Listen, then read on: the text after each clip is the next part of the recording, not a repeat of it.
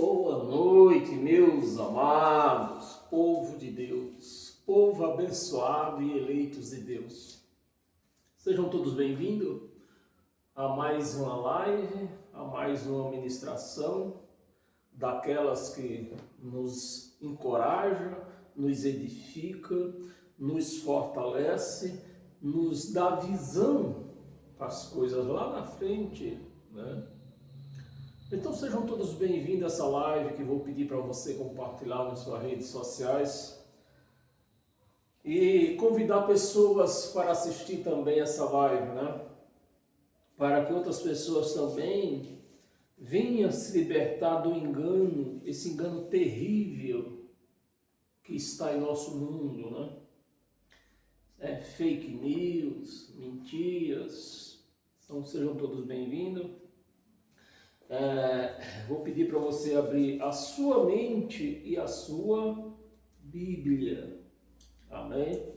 Bem, o tema da nossa ministração de hoje é as duas sementes e a marca de Caim. Esse é o nosso tema de hoje. Eu vou repetir. As duas sementes e a marca de Caim. Amém? E para isso eu pedi para você abrir a sua Bíblia, já que nós vamos falar de Caim. Vamos pedir para você abrir a sua Bíblia no livro de Gênesis, no capítulo 3, no versículo 15. E no versículo 15 diz assim: palavra de Deus, né? Porém, inimizade. Meus amados, eu peço que você preste muita atenção no que você vai ler, se é que você está com a sua Bíblia aberta, ou você que está ouvindo, preste atenção no que você vai ouvir, né? Porém, inimizade entre a mulher, entre a tua descendência. Eu vou repetir. Porém, inimizade. É Deus que está falando que vai pôr inimizade. Não é Satanás de rabo. É o próprio Deus. Está dizendo que ia pôr inimizade. E nós vamos conhecer, nós vamos se aprofundar nisso aqui, para nós descobrir quem era a serpente que estava naquele Éden, né? Porém, inimizade entre ti e a mulher. Entre ti e a mulher. Entre a tua descendência e o seu descendente. Entre a sua descendência e o seu descendente. Cobra não tem descendente. Quem é que tem descendente? O ser humano. O ser humano, ele tem descendente. E Deus está apoiando inimizade aqui. É num animal ou é em duas pessoas? Ele está dividindo duas raças de gente aqui. É ou não é? Ele está abrindo duas pessoas, né? E eu vou até repetir, porque é importante que você entenda isso, para você não ficar espalhando por aí nessas redes sociais, ou ficar acreditando que se põe nessas redes sociais, dizendo que lá naquele jardim do Éden tinha uma serpente que falava. Mas está aqui, ó. Porém, inimizade entre ti, esse ti aqui é Adão, e em quem? A mulher. Deus já avisando, Deus criou os dois ali e já dizendo, vou pôr inimizade entre vocês dois. Entre ti e a mulher. Aí ele vem mais embaixo e diz, entre a tua descendência, entre a descendência de Abraão, de Adão, e o seu descendente. E o seu descendente, este, no singular, este te ferirá. No singular, este te ferirá a cabeça, te ferirá a cabeça, e tu lhe ferirás o calcanhar. Aqui não é no literal, nós estamos vendo aqui a palavra usada como ferir, calcanhar, isso vem da terminologia falsidade. Então, alguém aqui ia ser falso. A descendência entre ti aqui e a mulher, ia sair alguém aqui que ia ser falso. É uma profecia do próprio Deus, essa profecia. Aqui o profeta aqui é o próprio Deus falando. Que porém inimizade entre ti e a mulher. A palavra ti e a mulher. Então você vê que a palavra ti está no pretérito masculino e a mulher. Entre a tua descendência e o seu descendente, no singular também. Disse, e a mulher, cadê? O seu descendente, este te ferirá a cabeça e tu lhe ferirás o calcanhar. Uma profecia para milhares de anos à frente. Porque o ti aqui seria a descendência de Adão, que nesse caso foi Judas Iscariote. Esse ia ferir quem? Ia ferir aonde? O calcanhar. E o que? Trair. Vem o calcanhar, vem da terminologia traição, falsidade. Foi isso que aconteceu entre Judas e Jesus? Exatamente isso. Este ferirá a cabeça e tu ferirás o calcanhar.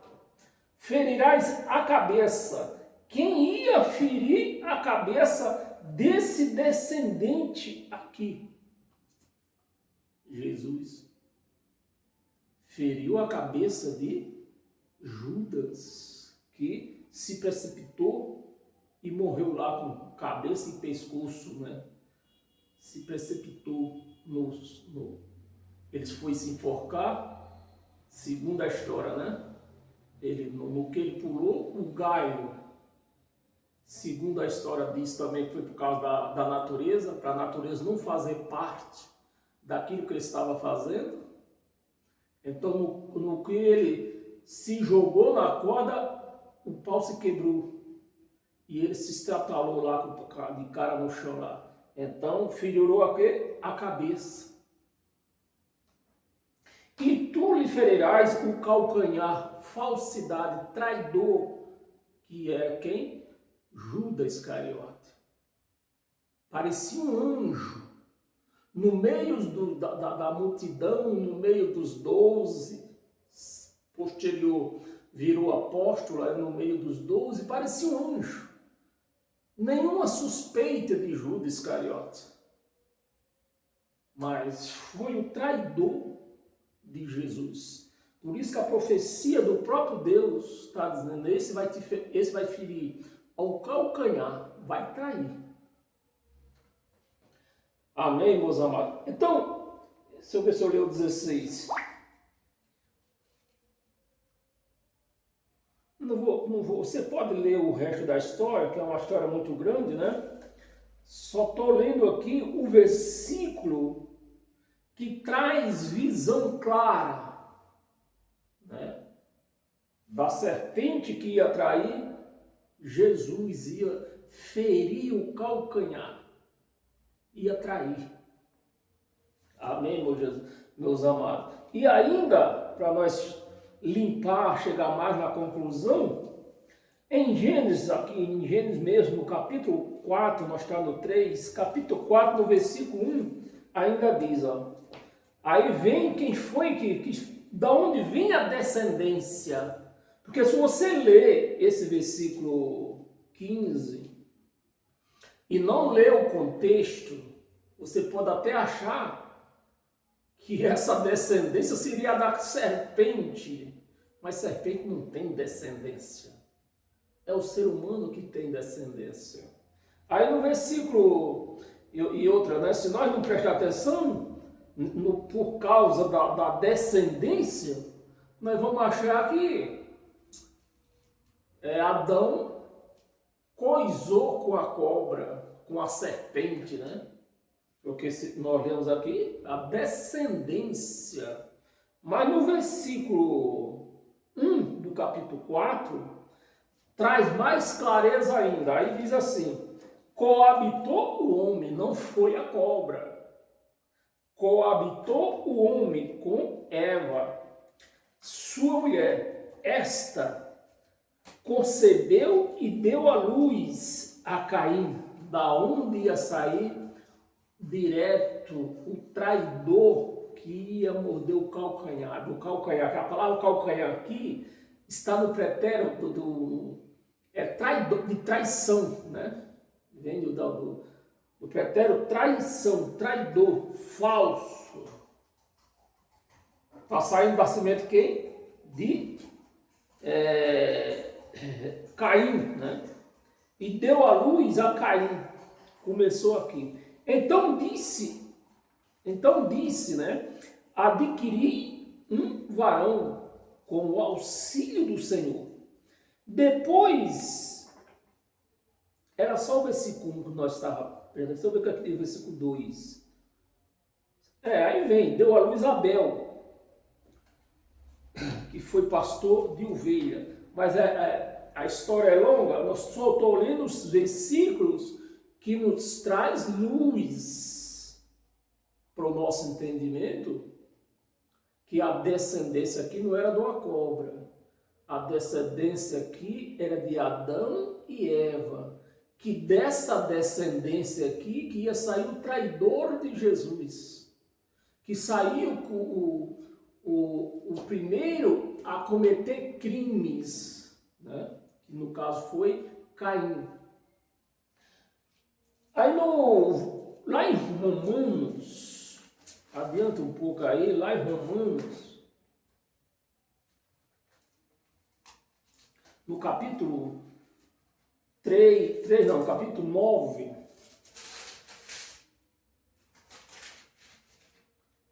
no versículo, capítulo 9, do versículo 20 ao 24. Versículo 20. Quem és tu, ó homem, para discutires com Deus? Olhando certo, é o 9. Discutires com Deus.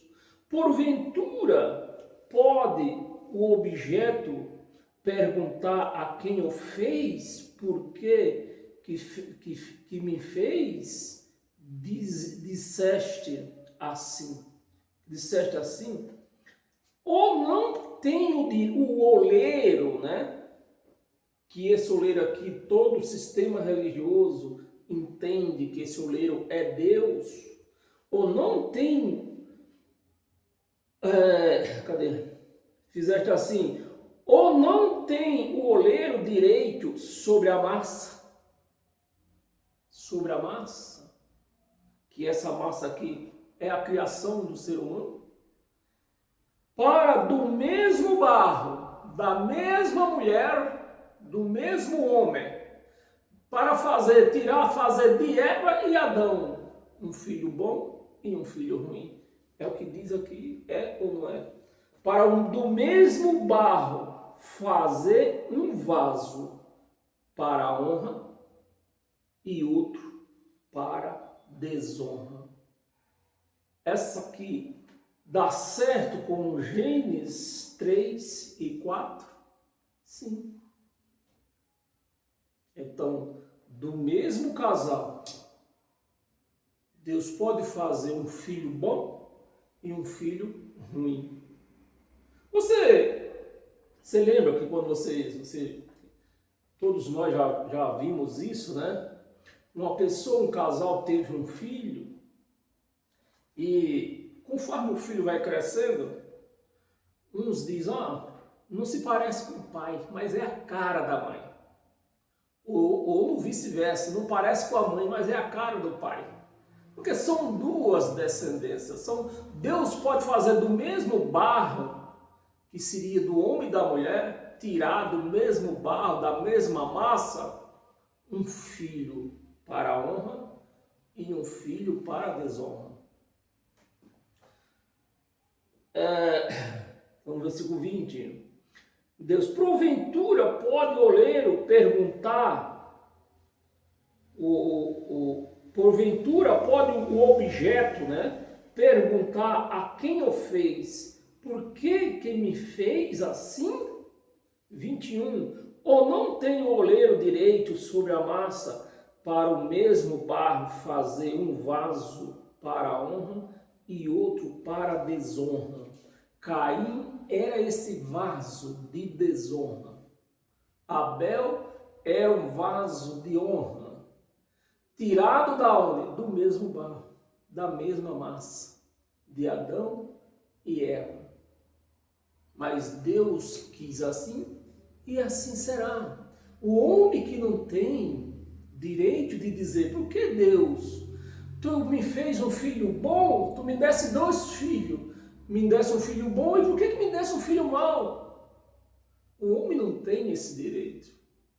O homem não tem, quando a causa é com Deus, o homem não tem o livre arbítrio para contestar. O homem não tem. Quando é Deus que está na parada, no jogo. Né?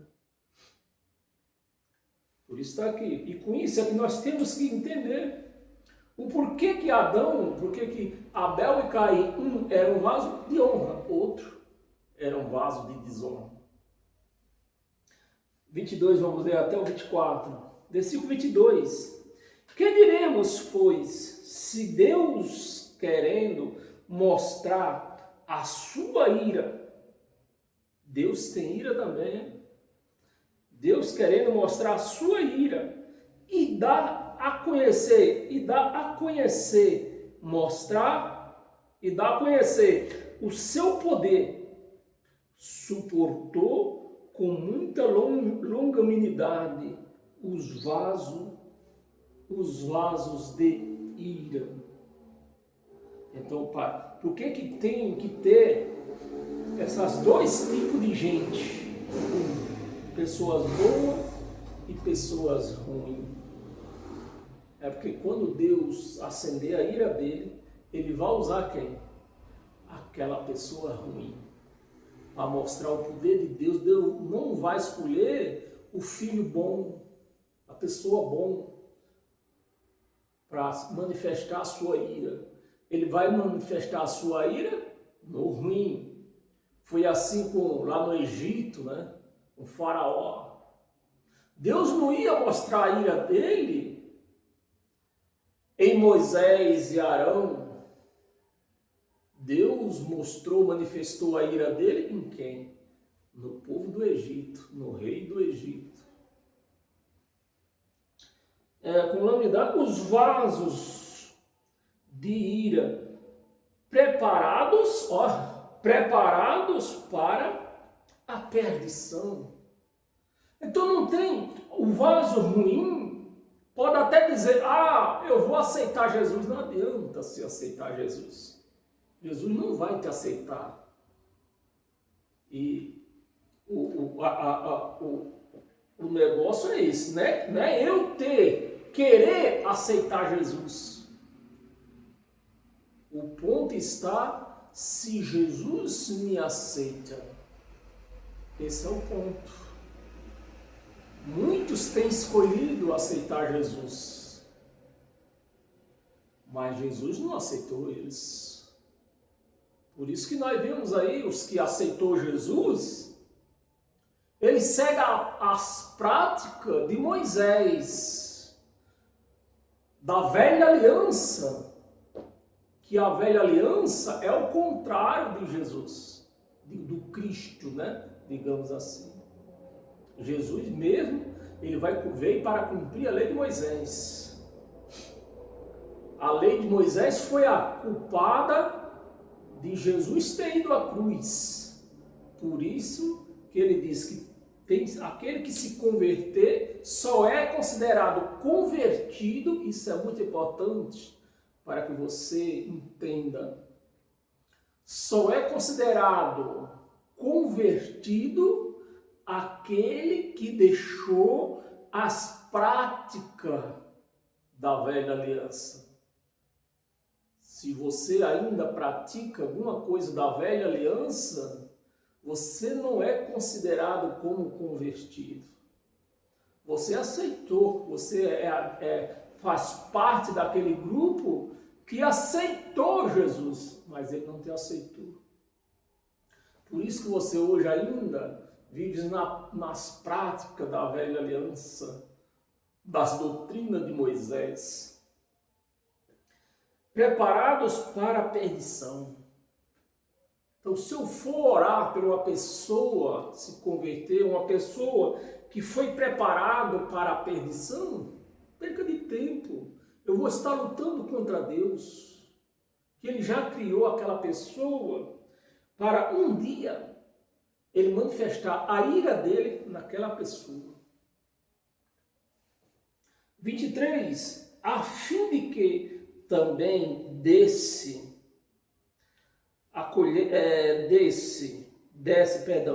a fim de que também desse a conhecer as riquezas da sua glória, em vasos de misericórdia. Então, aquele vaso bom, ele não dá trabalho para entender as coisas de Deus, o Evangelho do Cristo, porque ele é um vaso bom. Ele foi criado, era um vaso de bênção. Foi criado para a sua glória. Mas tem aquele vaso de desonra, que foi criado para a desonra. Esses, quando Deus quiser manifestar a sua ira, é neles. Misericórdia, que para a glória preparou de antemão, desde a fundação do mundo. Desde a fundação do mundo. 24. Os quais são nós que fomos chamados para a graça, né? Os vasos da bênção, os vasos de glória, esses foram chamados de imediato para a graça de Cristo.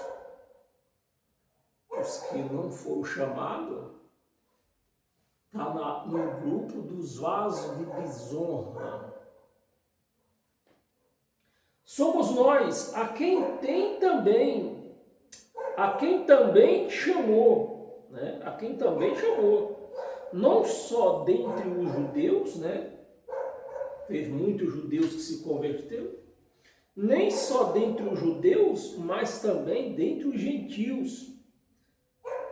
25, lemos 25, se eu ver aqui. Até o 24, você pode continuar lendo, para nós adiantar o nosso vídeo. Volta a tua Bíblia aí em Mateus 13.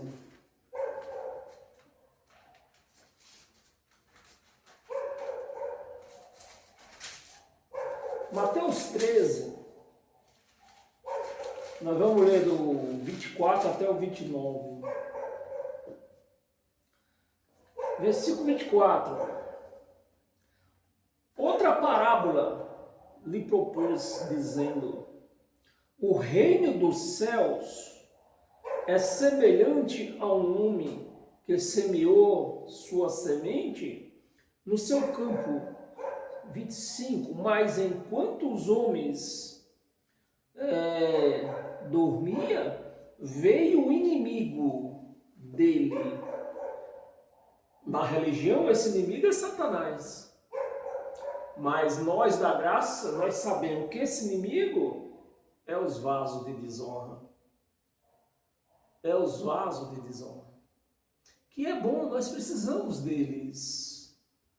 Porque é em cima deles que nós vemos a ira de Deus se manifestar.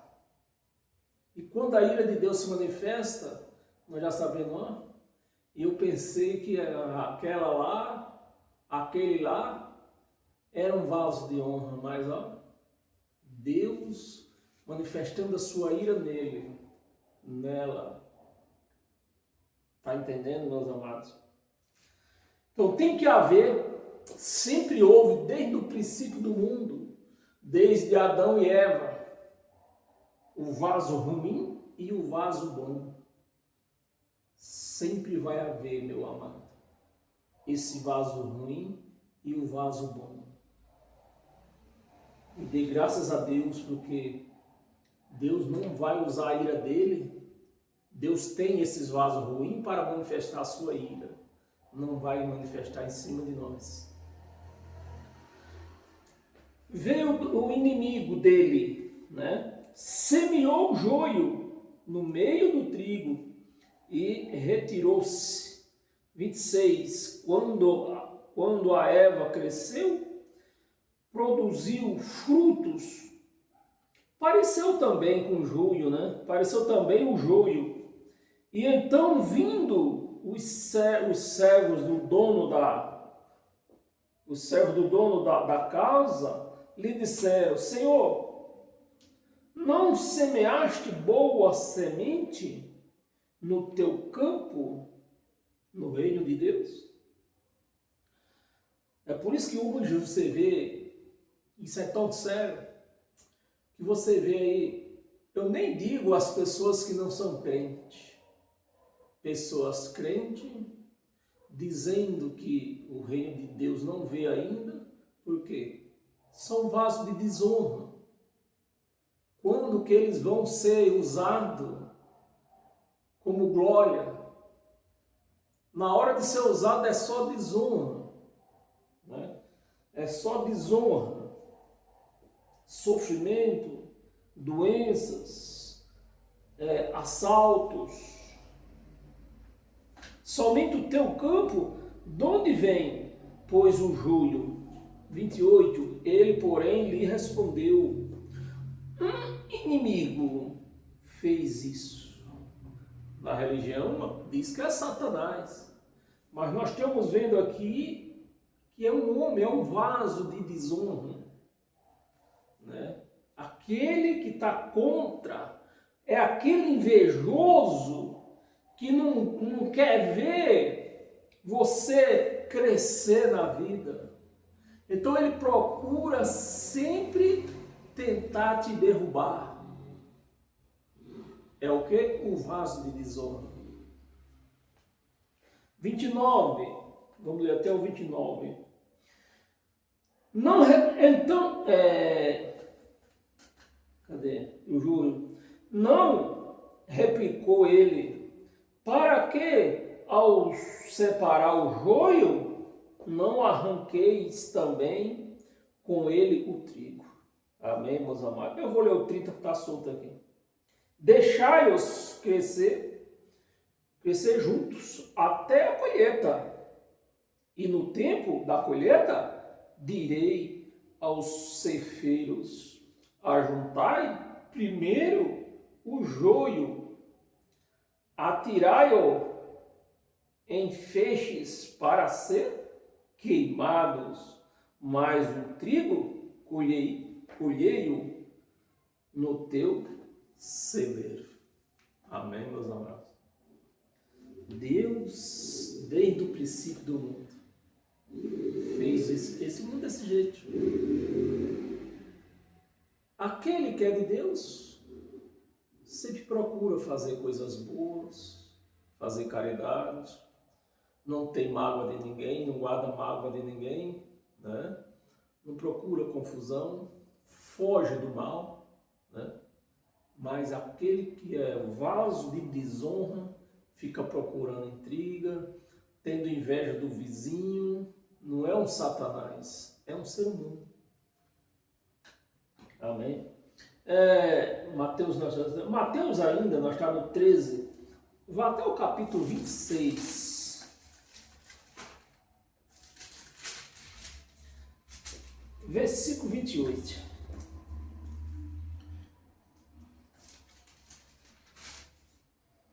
Versículo 28. Porque isso é o meu sangue, o sangue da nova aliança.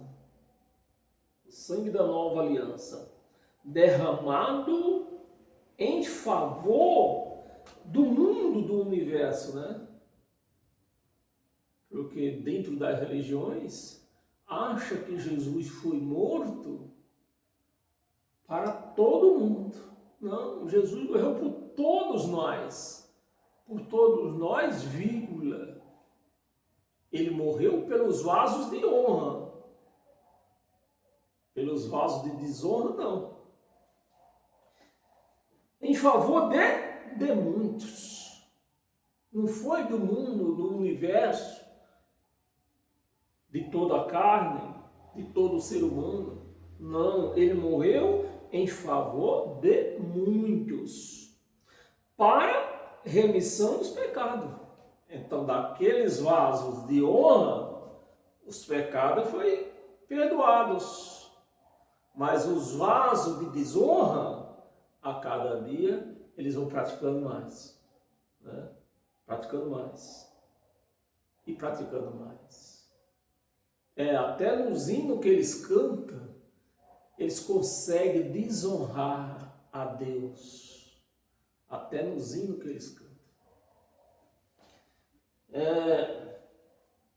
Livro de João, um pouco mais na frente.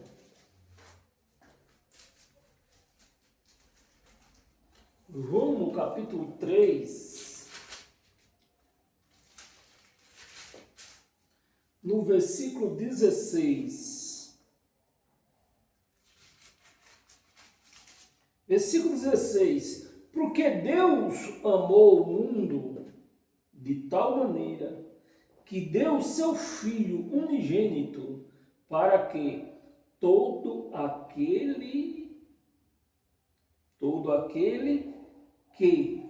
que nele crê. É todo mundo ou é só os que creem? É só os que creem. Então Jesus morreu, foi oferecido em sacrifício pelos que crê. Então, o que crê que Jesus morreu, que nosso batismo foi no sangue, então ele morreu por ele. Os que crê que é o Evangelho de Cristo, né? Que é o manual do cristão, então esse morreu por ele morreu por ele. Mas aquele que não crê, que fica nas práticas de Moisés, ele não morreu por ele, não é vaso de honra. Se não é vaso de honra, Jesus não morreu por você.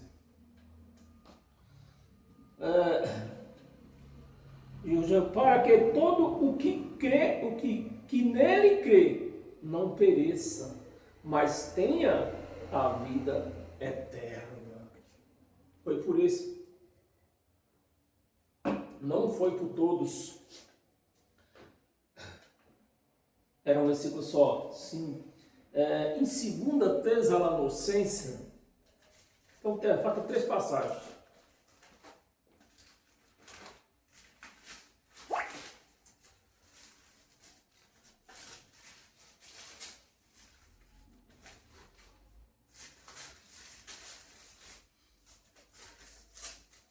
Segunda Tessalonicenses,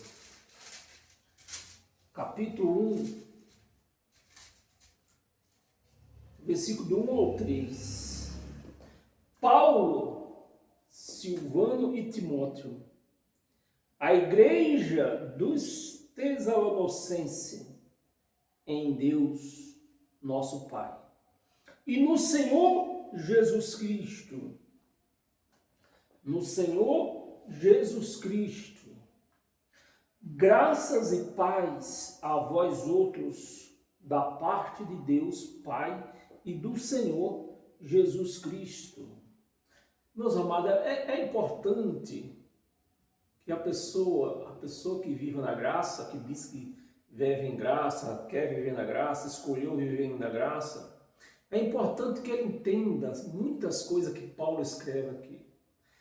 Esse versículo 2 aqui, Paulo hoje estivesse escrevendo hoje, ele não escrevia desse jeito. Eu já expliquei para todos, sempre eu gosto de explicar isso, né?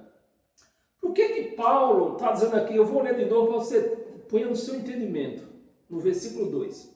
Graça e paz a vós outros, da parte de Deus, ele está incluindo duas pessoas aqui, ó. Da parte de Deus, e do Senhor Jesus Cristo. Hoje, Paulo não estaria dizendo da parte de Deus e do Senhor Jesus Cristo. Hoje, Paulo estaria dizendo da parte de Deus. Porque nessa época aqui, é por isso que é importante que você, quando você lê a Bíblia, você não ignore a data da escrita, nem para quem está, nem ignore para quem está sendo escrita. Então, nessa data, por exemplo, essa carta de Tessalonicense, ela foi escrita no ano 52.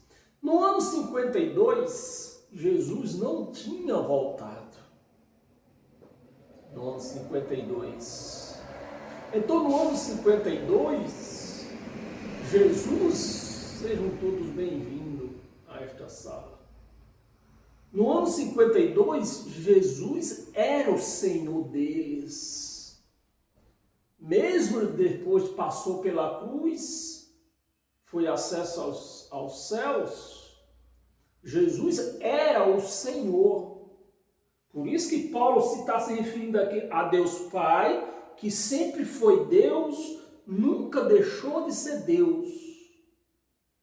Mas com a vinda, com a presença de Jesus, Deus pegou todo o poder que ele tinha e entregou para Jesus. Entregou para Jesus. Então, nesse tempo aqui que esse povo vivia, ele estava no reinado de Jesus. Hoje nós não estamos no reinado de Jesus. Por isso que hoje eu não oro, não faço nada em nome de Jesus.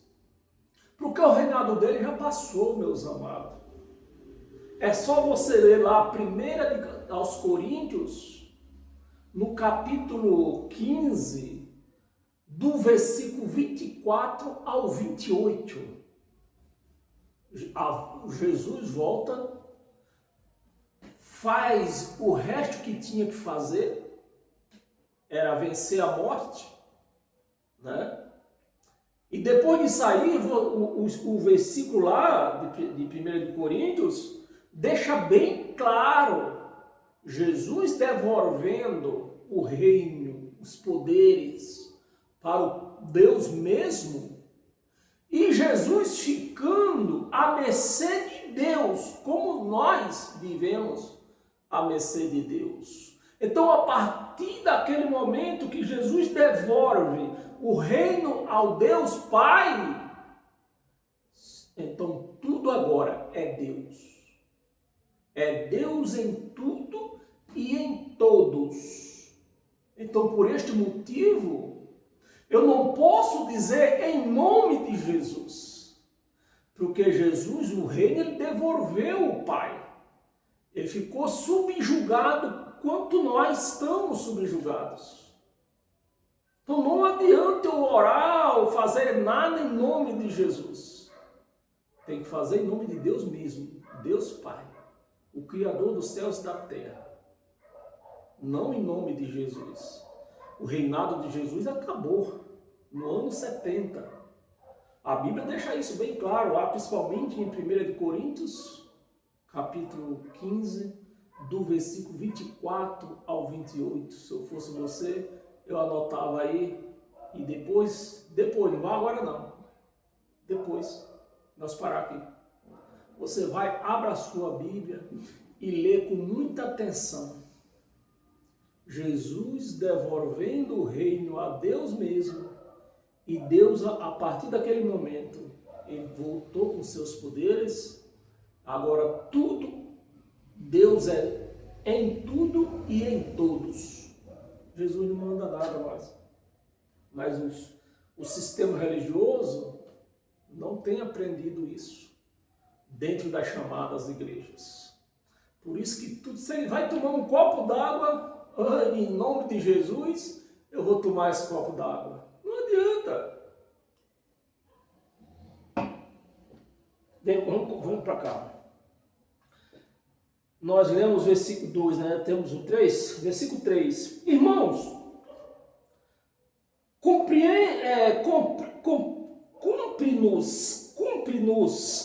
eles, não nós.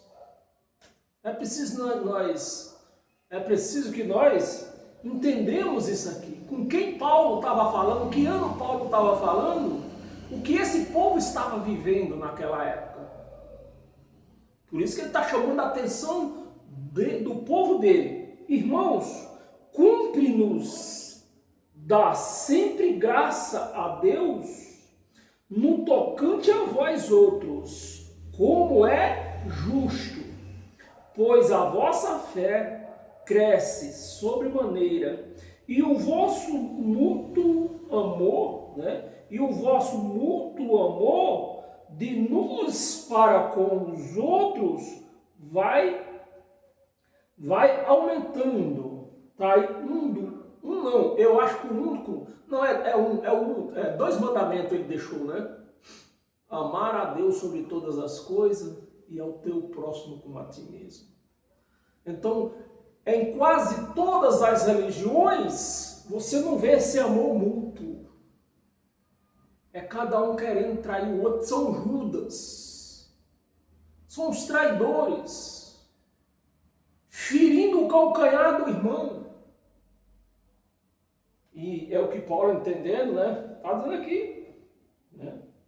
Irmão, cumpre-nos a dar sempre graças a Deus no tocante a vós outros, como é justo, pois a vossa fé cresce sobremaneira, e o vosso mútuo amor de uns para com os outros vai aumentando. E hoje, é que nós vemos hoje, o amor está caindo. Por quê? Não segue o evangelho do Cristo ressuscitado, ainda considera, vive como que Jesus ainda fosse dono do reino, dono do mundo, com os poderes. A igreja, os religiosos, acham que Jesus tem o poder de dominar o mundo. Mas eu acabei de falar, ele devolveu esse poder a Deus. Agora, Deus em tudo e em todos, não tem Jesus mais. Eu só gostaria de saber, até quando a igreja ia aceitar isso? Vai entender isso? Amém? Tito, abra sua Bíblia no livro de Tito.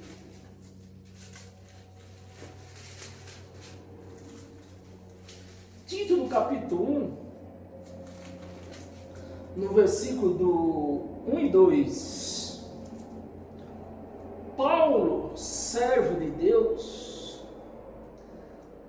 e apóstolo preste atenção, mais uma vez eu vou chamar a atenção de vocês. Paulo, o apóstolo da graça, volta a dizer que não era preciso eu estar afirmando isso aqui. Jesus está no reinado dele. Então Paulo tem que reconhecer isso. Que ele ainda estava vivendo o reinado de Jesus. Por isso que ele diz aqui, Paulo, servo de Deus, apóstolo de Jesus Cristo, para promover a fé. Promover a fé. Né? Que é de quem? É de todo mundo ou é só daqueles dos vasos bons? Só dos vasos bons, só dos vasos de honra. Os vasos de desonra não têm fé. Por isso que eles agem de qualquer maneira. Por isso, dos eleitos, fé que é dos eleitos de Deus. Então, aqueles que não são eleitos de Deus não têm fé. Na velha aliança não tinha fé. Eleitos de Deus e o pleno conhecimento da verdade, pleno conhecimento da verdade, segundo a piedade. Versículo 2, na esperança da vida eterna, né? Na esperança da vida eterna, que o Deus que não pode mentir, prometeu quando? Quando eu disse que eu aceito Jesus, ou ele prometeu antes da fundação do mundo? Antes da fundação do mundo. Então, os eleitos de Deus, eles entendem a graça de Deus, porque eles são eleitos. O próprio Deus faz a pessoa entender, para que só assim eles andem no caminho certo. Reconheça quem é o Deus dele, que o Deus dele é o próprio Deus criador dos céus e da terra, não é Jesus de Nazaré. Que eu tenho um estudo aí, que nós vamos a partir eu acho que lá para o começo de julho, nós vamos entrar nesse estudo mostrando quem é Jesus de Nazaré. Que o Deus que não pode mentir, prometeu antes dos tempos eternos. Não foi quando eu entrei numa religião. Quando eu entrei numa religião, eu estava ali perdendo a minha salvação. Foi Deus que me resgatou de lá, para que eu não viesse perder a minha salvação. Não foi quando eu disse eu aceito Jesus, não foi. Os eleitos é dele, vou ler de novo que é muito bonito isso aqui. O Deus que não pode mentir, prometeu antes dos tempos eternos. Amém, meus amados? Temos duas passagens. Volta lá em Gênesis.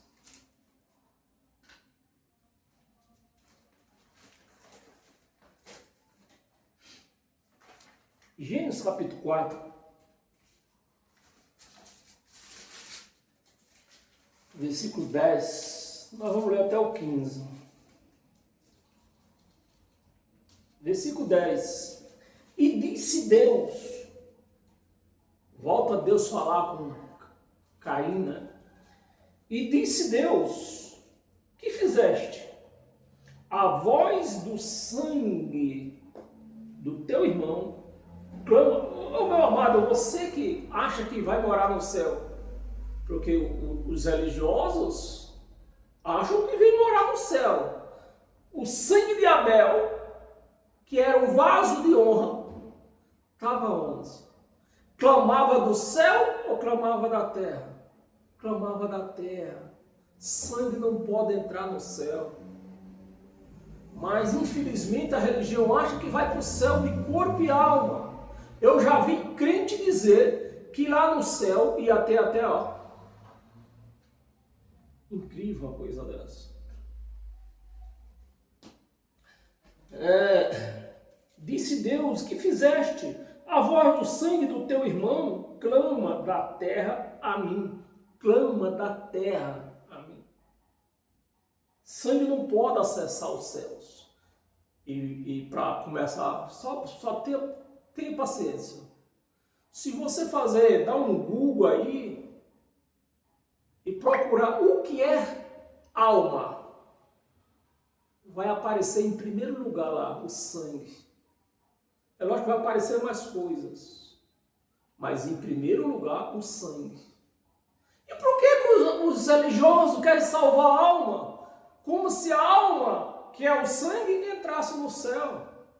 Se o próprio Deus está dizendo aqui que a alma de Abel, né? Eu vou traduzir agora, já que eu lhe dei o esclarecimento, agora eu vou traduzir. A alma de Abel estava clamando aonde? Da terra. Vaso de honra, hein? Vaso de honra.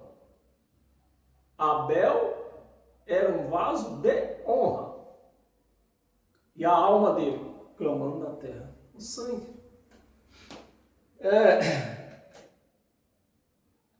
O sangue do teu irmão clama da terra a mim. 11. Eis agora, pois maldito por sobre a terra, cuja a boca se abriu para receber de duas mãos o sangue do teu irmão. 12. Quando lavares o solo, não te dará ele a sua força. Serás fugitivo, Deus falando com Caim, serás fugitivo e errante pela terra. Versículo 14, vamos ler até o 15. Então disse Caim ao Senhor: Senhor, é tamanho o meu castigo. Olha, é tamanho o meu castigo, né?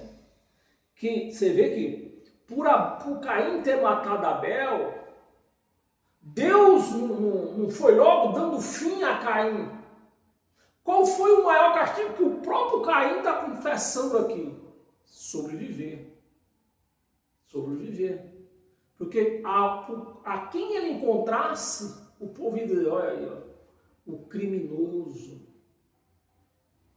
E ia vir além disso, ele ia trabalhar, a semente não ia dar fruto suficiente para quem não tinha cometido um crime, né? Ou seja, Abel ia viver muito tempo ainda, mas em cima de um castigo. Por isso que hoje, quando você olha para a lei do homem, que na lei do homem, eles acham melhor. Por exemplo, vou dar só um exemplo. Não sei se você é Lula ou se é Bolsonaro. Vou só dar um exemplo. Bolsonaro está preso. Se eles tivessem matado o Bolsonaro desde o princípio, para Bolsonaro era uma glória. Mas não. Eles decidiram o quê? Matar na unha. E foi o castigo que Deus deu para Caim. Vou matar você, Caim, na unha. Amém, meus amados? É isso que você tem que entender. A diferença de um vaso de honra para um vaso de desonra. Então diz Caim ao Senhor: é tamanho o meu castigo, que já não posso suportá-lo. 14. Eis que hoje me lançais da face da terra e da tua presença, né? Hei de esconder-me, serei fugitivo e errante perante a terra. Quem comigo, a lamentação de Caim, quem comigo se encontrar, me matará, né? E Caim achou que todo mundo ia querer linchar ele pelo que ele fez. E o Senhor, porém, lhe disse: assim, qualquer que matar a Caim será vingado. Você entendeu? Deus não queria que Caim morresse. Queria que Caim vá na unha, ali.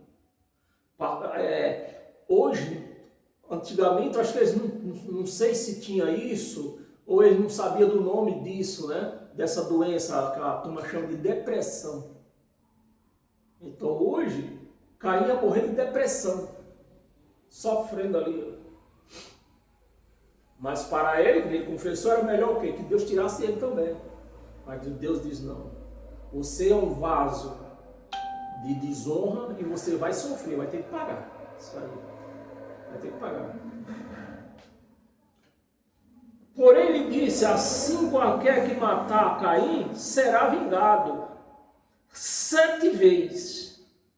Após o Senhor, um sinal em Caim, né? Um sinal em Caim, para que eu não ferisse a morte quem quer que eu encontrasse. Você vê que nós da graça, parece até um orgulho, meus amados, falar isso, mas é um orgulho santo. Nós da graça, ele nos colocou um selo. Que selo é esse? O Espírito Santo, o Espírito dele em nós. Para aqueles que não são da graça, ele colocou o quê? Uma marca. A marca de Caim. Quem não é da graça, não pense que tem o Espírito. Muitos acham que tem o Espírito Santo. Não, eles têm a marca de Caim. Ele é marcado, ó. Por isso, mais um conselho, né? Infelizmente, o véu vai descendo. Infelizmente, por isso que eu tenho falado para algumas pessoas, se você não conhece o que você fala, se você não tem o entendimento do que você fala, não fale mal contra Valdomiro, não fale mal contra Bispo Macedo. São vasos de desonra? Com certeza. Mas se você não tem o conhecimento daquilo que você fala, o castigo pode se tornar contra você. Agora, quando você fala com conhecimento, não acontece nada com você. Amém? Cadê? O sinal em Caim, para que não ferisse de morte quem quer que eu encontrasse. Amém? E para nós encerrar, abra a sua Bíblia em 2 Timóteo.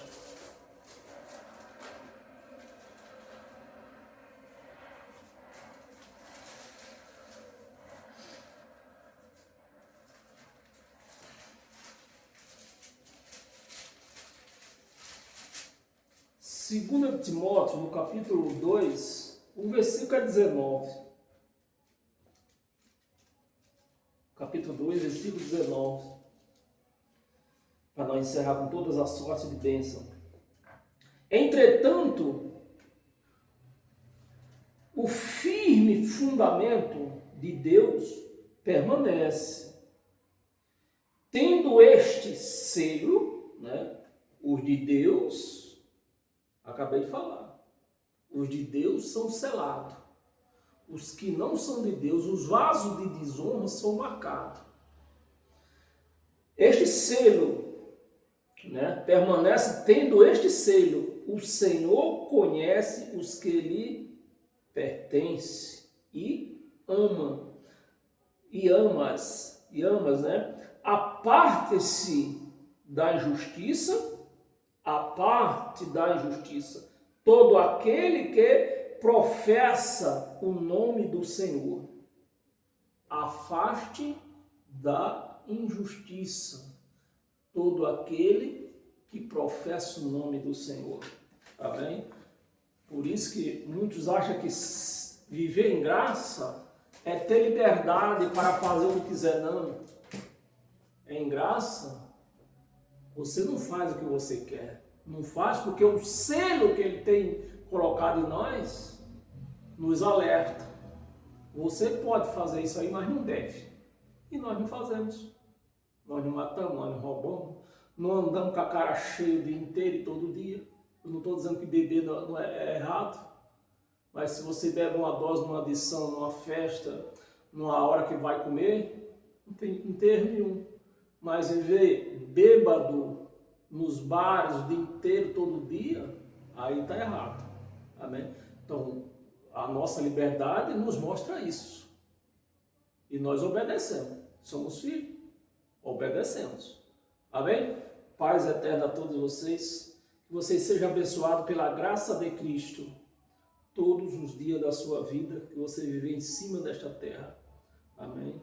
E quarta-feira, o nosso encontro aqui nós vamos para a sexta ministração, os escolhidos se afastam. Amém? E até lá, que Deus abençoe a todos.